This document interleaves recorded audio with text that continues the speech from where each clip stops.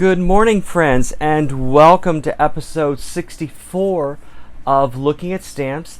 And I'm very happy to say that I have the Woodstock 50th anniversary stamp to share with you today.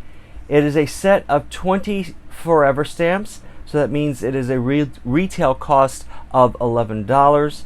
There are, once again, 20 stamps per sheet, and it's 20 duplicate stamps of the same stamp.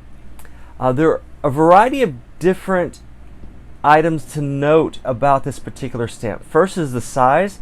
It is 1 inch by 1 9/16, so it's a little bit longer of a stamp that we're used to, but there are other stamps of this particular length, so you can pair them up. It's a very similar color palette to the Hearts Blossom stamp that was issued earlier this year. But more importantly, there are two distinguishing factors about this particular stamp. One, it has an embossed or raised lettering on it. So you can see it's right there. It's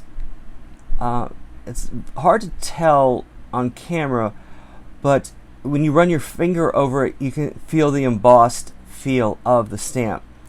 The other item of note is that it has a glossy finish to it, so it's not a matte finish. So it is, and I'll try to get this to you, especially you can see the bird there. See how the light shimmers off of that bird. So it has a plastic feel. It's almost a throwback to those old ATM style stamps that were popular when the technology was just changing for stamps, and they're trying to find a way to distribute stamps easier, I should say. And they went to this plastic covered stamp. So that's what this particular issue is as well. It's a little bit different of a color palette than appears on your computer screens, so you want to keep that in mind as well.